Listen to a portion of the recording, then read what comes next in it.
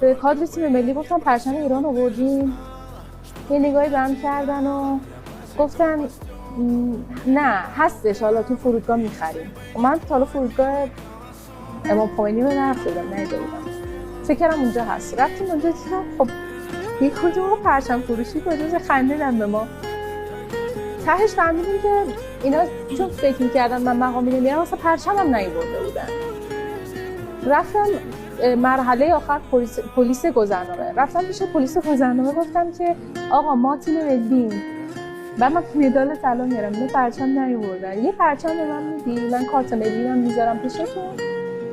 برگشتم دم یه کارت ملی مو بگیرم پرچمتون رو بدم. خندیدن و شوخی و یه دونه از این پرچم رو میزیاشون کوچولوها رو به من گفتم بیا بابا بگیر، ولی اگه مدال نیاوردی ما نمیذاریم وارد ایران شی. یه شوخی و اینا. گفتم میارم.